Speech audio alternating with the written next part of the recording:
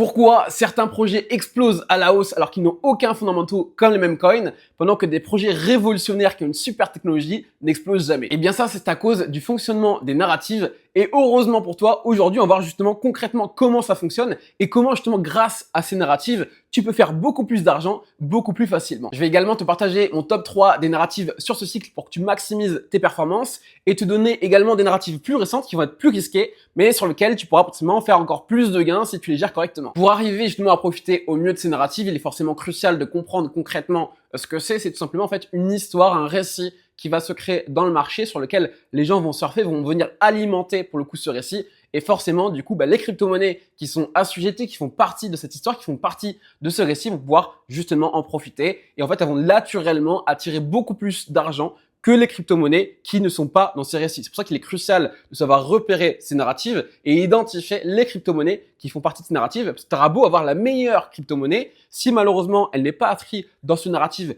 comme par exemple les mêmes coins qui ont très peu de fondamentaux, mais le narrative est extrêmement ancré dans l'écosystème aujourd'hui, malheureusement, des crypto-monnaies qui vont être beaucoup plus techniques, par exemple sur les layer 2, donc les secondes couches d'Ethereum, malheureusement, elles sont dans des narratifs qui sont beaucoup moins puissants et donc forcément beaucoup moins d'argent. Et ça, c'est vraiment crucial pour le coup et c'est un fonctionnement qui est vraiment récurrent dans le marché et c'est vraiment, si tu veux faire des grosses perfs, ce qu'il faut absolument utiliser. Pour te donner quelques exemples, pour que ce soit plus concret encore au niveau des narratives, par exemple en 2017, forcément le marché à chaque fois évolue de cycle en cycle et les narratives sont nouvelles. En 2017, c'était beaucoup les ICO. En fait, c'est juste tout simplement des descriptifs de projets et on balançait ça, on faisait des levées de fonds et ça marchait très bien. Pourquoi? Parce que c'est le narratif actuel pour pouvoir lever de l'argent et c'est ce qui fonctionnait à l'époque. Ensuite, en 2020, on a eu du coup l'essor de la finance décentralisée et là, toutes les crypto-monnaies qui étaient les plus pertinentes au niveau de la finance décentralisée, ça a totalement explosé, c'était été 2020.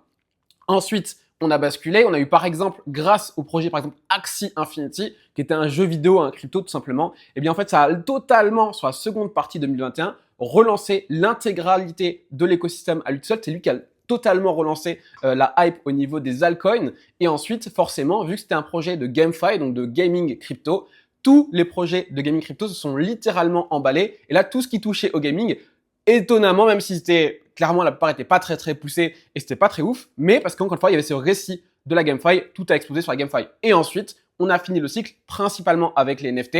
Et forcément, il y a eu beaucoup d'arnaques parce que c'était aussi l'occasion, malheureusement, pour les mercenaires de profiter de cette hype, de ces narratives-là, de cette psychologie. En fait, encore une fois, l'argent suit la psychologie. C'est pour ça que comprendre la psychologie te permettra d'anticiper les mouvements d'argent. Et c'est ça qui nous intéresse. Forcément, si tu es en avance sur l'argent, forcément, tu pourras faire des gains beaucoup plus facilement.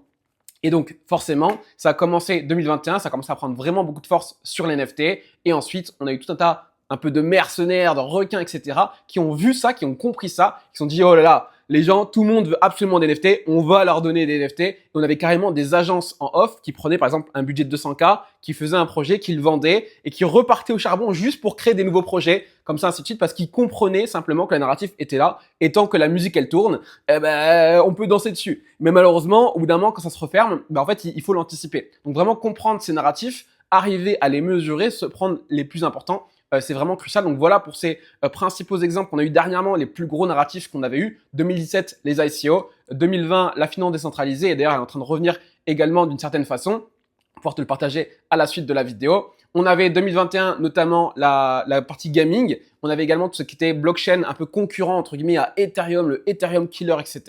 Et forcément, les NFT qui ont fait beaucoup de bruit en 2021 et 2022. Les deux meilleurs conseils pour moi aujourd'hui sur les narratives, c'est se placer au début d'une narrative qui est déjà existante, qui commence déjà à prendre de la force. Éviter de vouloir les anticiper. Je vais vous montrer directement ça avec les outils concrets sur l'ordi. Donc, on passe directement sur l'ordi pour que je te montre effectivement comment arriver à repérer les principales narratives qui sont déjà actives et être là le plus tôt possible, du coup, au début de ces lances, de ces prises de force de ces narratives. Et le deuxième point pour être en avance sur ces narratives, c'est arriver à repérer les catalyseurs. C'est un peu le bouton on-off. C'est en fait tout simplement les éléments qui vont être les déclencheurs de ces narratives et qui vont être suffisamment puissants pour créer ce narratif dans le marché. Et on peut le repérer. Je passe directement sur l'ordi et je te montre ça. Donc pour arriver à repérer les meilleures narratives, on a pas mal d'outils comme ça qui classifient en fait les différents secteurs d'activité et qui vont nous les ranker un à un. On a plusieurs plateformes, des plateformes assez mainstream, d'autres très professionnelles et qui coûtent quand même bonbon. Donc ces narratives, elles se déclenchent toujours au début des relances de marché. Donc vous regardez BTC, vous regardez le marché de manière globale et à chaque fois qu'on commence à avoir une fin de marché baissier et une relance importante, forcément c'est là que les meilleures narratives vont se déclencher au début et plus on avance dans le cycle, plus c'est des nouvelles narratives qui vont être plus ou moins court terme, qui vont se poursuivre du coup sur la fin du cycle. Donc Artemis, c'est un outil, vous le voyez, là on a différents secteurs, Privacy Coin, RWA, Gaming, etc. Donc il nous sert à repérer les différentes performances de ces secteurs d'activité pour se dire, ah tiens, dernièrement c'est la Privacy, donc c'est tout ce qui est monnaie privée, RWA, etc. C'est un des outils principaux qui mesure juste pour le coup de performance. Le problème avec ça, c'est la classification des différentes crypto-monnaies. Si je prends Tao, c'est évident qu'elle est dans l'intelligence artificielle. Par contre, il suffit qu'on ait une seule crypto-monnaie. Et je vous fais un exemple avec Dune Analytics, qui est un très bon outil, là sur un dashboard en particulier. Vous avez plein de dashboards sur différents horizons de temps. Là, je suis sur 7 jours. Là, je suis sur le mois, etc. Et vous voyez quoi? Vous voyez que le mot wallet, donc le secteur d'activité, donc en gros, il y a une crypto-monnaie, parce que je sais combien à chaque fois ça marche. C'est une crypto-monnaie qui est toute petite, qui a fait une performance incroyable. Vous voyez, on a une croissance de peut-être 3 millions là.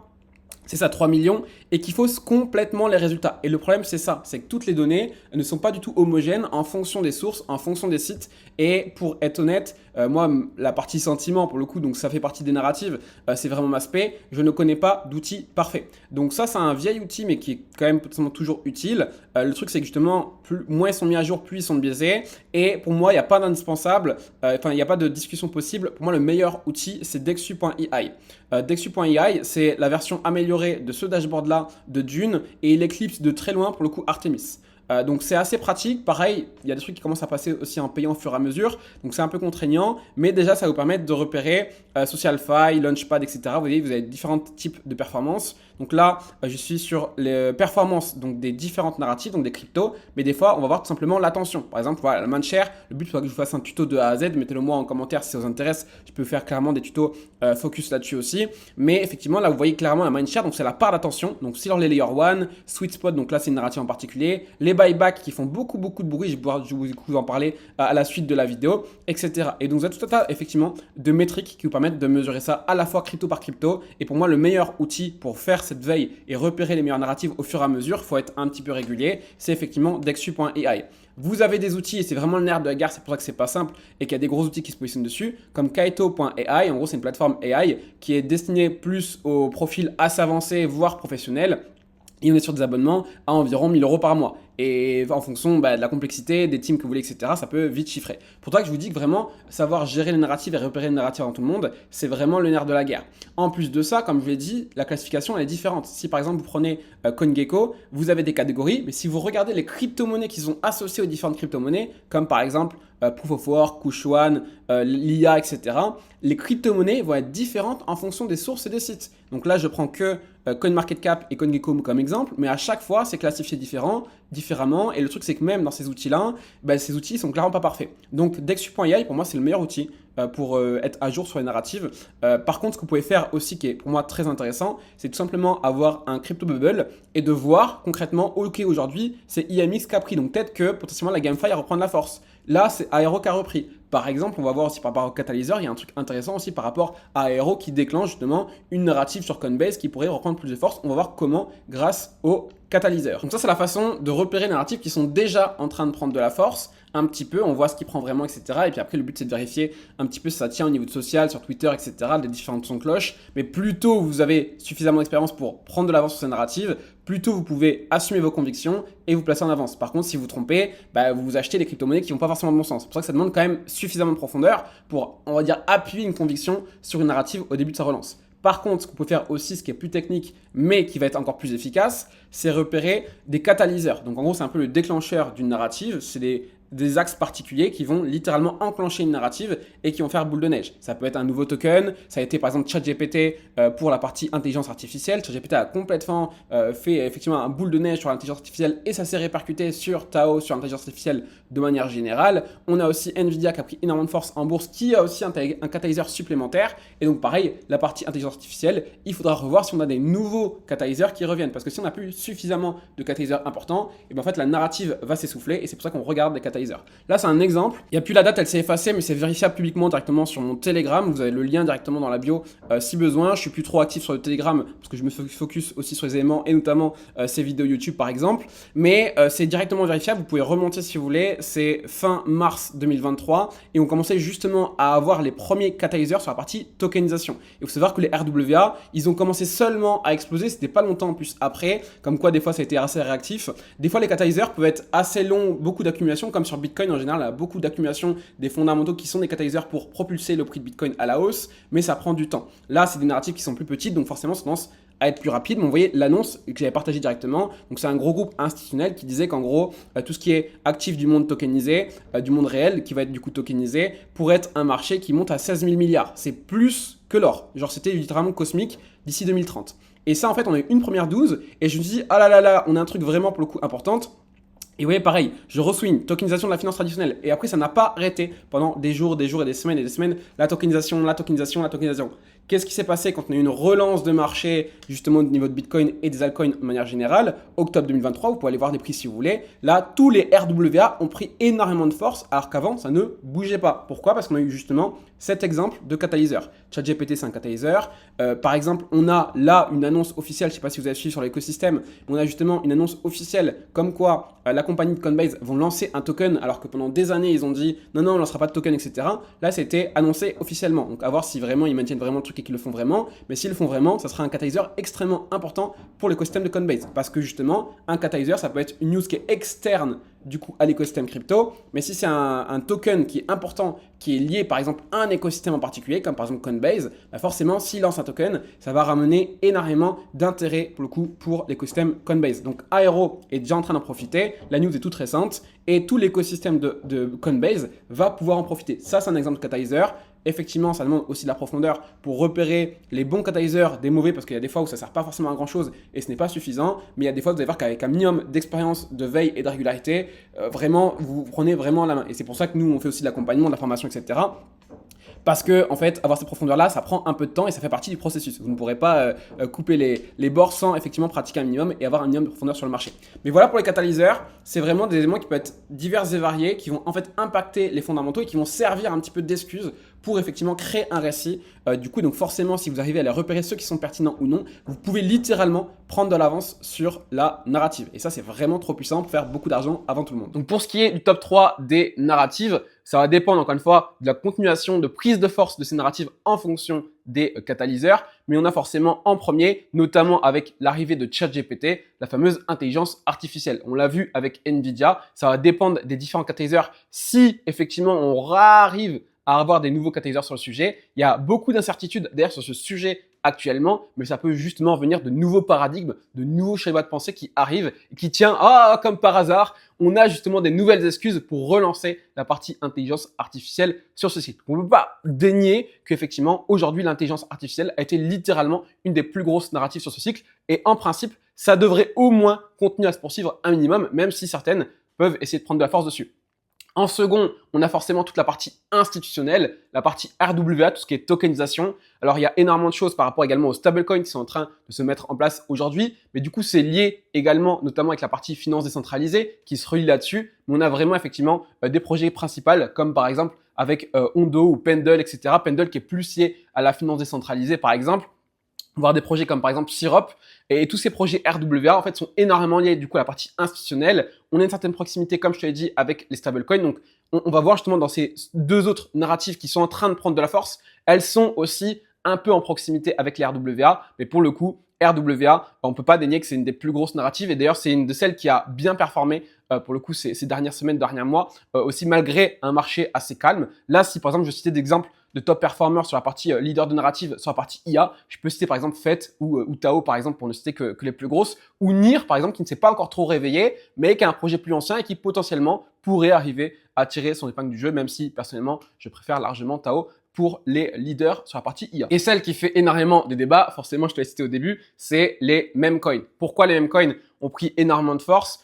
En fait, il y a un narratif et on a réussi à ancrer un peu ce narratif de les méchants fonds d'investissement qui gardent l'argent que pour eux, ils font des ventes en privé et dès que ça arrive sur le marché secondaire, en fait, ils dumpent tout sur la communauté et ils vendent tout sur les particuliers, ce qui est effectivement en partie vrai. Mais la réalité, c'est que pourquoi les mêmes coins continueront, je pense très fortement, de performer autant sur la suite du cycle, tout simplement parce que c'est le moyen, c'est le processus structurel pour faire des meme coins, pour faire des crypto-monnaies le plus simplement possible. Tu as juste besoin d'avoir un petit marketing, une page Twitter, tu n'as même pas besoin forcément d'avoir de site web et tu peux directement faire un projet qui va dépendre littéralement en fait de l'effet de mode, s'il est joli, si effectivement en fait ça plaît à la communauté sans avoir besoin de fondamentaux. Et ça c'est très fort d'être capable de créer des projets là-dessus et forcément toutes les agences de marketing, les mercenaires etc. derrière qui veulent juste tirer de l'argent du marché et c'est une grosse partie qui booste aussi l'innovation. Clairement, les mercenaires qui sont sur le marché, ça permet d'accélérer l'innovation pour le coup du marché, mais forcément, il y a de la casse. Et aujourd'hui, le meilleur moyen de faire un projet simplement avec très peu de fondamentaux, c'est les mêmes coins. Et c'est pour ça qu'il y a de fortes chances que ça continue de prendre de la force parce qu'il y a des énormes intérêts économiques. Il y a des personnes qui ont beaucoup d'argent, qui ont des gros intérêts économiques à ce que les mêmes coins continuent de performer et en plus de ça, recréer des nouveaux projets avec une nouvelle hype, une nouvelle image, un nouveau concept sur les mêmes coins. C'est très simple parce qu'encore une fois, peu de fondamentaux. Donc les mêmes coins, même si ça déplaît à beaucoup de monde, pour moi, c'est une grave erreur de les négliger par rapport aux narratives et donc dans l'exposition de ton portefeuille. Je finis du coup avec deux narratives qui sont très intéressantes actuellement et qui sont forcément plus risquées mais qui peuvent être plus agressives, plus volatiles, sur lesquelles tu pourras forcément avoir des opportunités qui sont plus récentes. Il faudra faire gaffe si vraiment ça se maintient dans le temps et si les catalyseurs se maintiennent par rapport à cela. Mais le premier déclencheur, c'était notamment Hyperliquid, la plateforme d'échange décentralisée, où en fait, il y a eu tout un catalyseur. Il y a aussi, par rapport à AVE, etc., qui ont lancé des rumeurs comme quoi ils ont effectivement relancé des revenus également et partagé des revenus au niveau de leur protocole. Alors que ces protocoles qui sont très anciens, notamment la fameuse phase de 2020 avec la bulle de la finance décentralisée. En fait, on a tout un narratif qui s'est construit au niveau des partages de revenus. Autant dans les revenus générés par le protocole, autant que par le protocole qui fait des revenus et qui va directement racheter son token.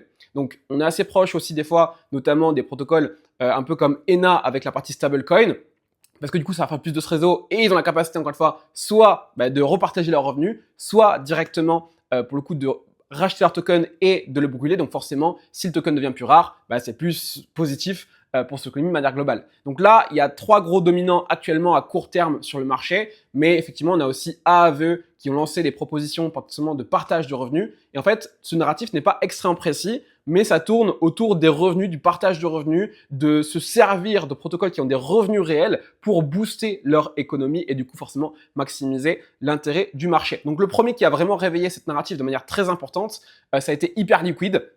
On a AAVE qui a un peu lancé pour le coup de base cette narrative, mais qui était moins puissante. Hyperliquid a vraiment secoué le cocotier. Et là, donc dernièrement, on a Hyperliquid, on a Pump qui fait énormément de bruit. Donc plateforme sur les mêmes coins, c'est une des plus grosses plateformes de base sur Solana au niveau des mêmes coins. Ça se relance énormément pour le coup dernièrement. Il y a énormément de hype. Donc pareil, quand une narrative comme ça s'active, ça peut être pertinent d'aller voir son écosystème et de voir ce qui se fait dans son écosystème ou potentiellement des projets qui surfent sur un même narratif, sur le même concept que Pump Fun et qui sont un petit peu similaires. Ça peut être très intéressant. Et on a également ENA qui est plus du côté stablecoin, mais pareil, il y a pas mal de rumeurs, etc.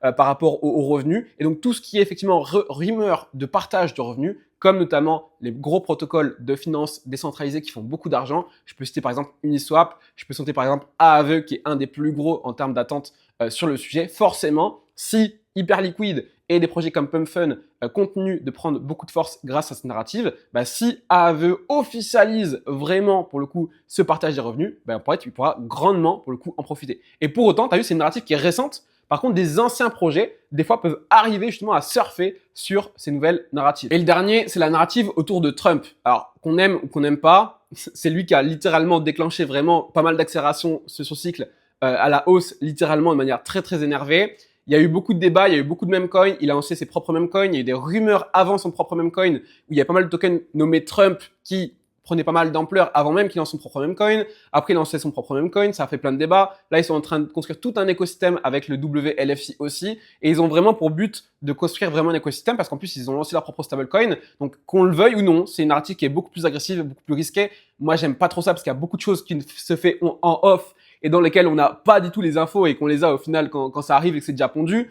Des fois, les communications, pareil sur WLFI, la doc, elle était totalement dégueulasse, mais on ne peut pas négliger que Trump, aujourd'hui, a monopolisé un très gros récit sur ce cycle et qu'il faudra surveiller de près tout ce qui va se rattacher à l'écosystème de Trump parce qu'on peut avoir des très très belles surprises. D'ailleurs, je sais que j'avais des clients qui étaient rentrés sur la vente publique du WLFI. Moi, je suis pas rentré parce que j'ai dit que les documents, ils étaient complètement insane. Par contre, c'était dégueulasse. C'est vraiment, il n'y avait pas d'infos, enfin, c'était un carnage. Par contre, vu que ça surfe encore une fois sur cette narrative, ceux qui sont rentrés effectivement en vente publique, ils ont fait énormément d'argent. Pourquoi? Parce qu'encore une fois, avec cette force de frappe psychologique, il a push à fond ces fameux tokens. Donc Trump, attention à ce que vous faites, faites-le correctement, mais effectivement à ne pas négliger sur la suite du cycle. Donc maintenant, tu as tout ce qu'il faut pour booster vraiment tes performances grâce au fonctionnement des narratifs. Encore une fois, l'argent suit la psychologie. Donc 3 narratifs principales pour le reste du cycle. RWA, intelligence artificielle et Memcoin, qu'on le veuille ou non. Et après, les 2 grosses narratifs qui prennent dernièrement à court terme, je dis bien à court terme, beaucoup plus de force, même si Trump est déjà instauré depuis un bon petit moment. À surveiller ce qui se fait au niveau de Trump, même si c'est un petit peu border. Et également, cette narrative autour des revenus qui touche beaucoup de protocoles et de pas mal de façons différentes, notamment dernièrement, très agressif avec l'écosystème de Pump. Je te laisse mettre un like, t'abonner et marquer psychologie si t'arrives jusqu'ici. Et si jamais tu veux vivre de la crypto, c'est pas une vidéo magique où je te donne le prochain x100, mais tu as vraiment les méthodologies de A à Z pour te construire et arriver à vivre de la crypto sur le moyen long terme. Et si tu appliques vraiment cette vidéo, tu vas voir que tu pourras vraiment réussir à vivre de la crypto. Encore une fois, c'est un processus, il n'y a pas de magie, mais just do it. Je te laisse marquer psychologie si tu arrives jusqu'ici et on se retrouve sur la vidéo pour arriver à vivre de la crypto.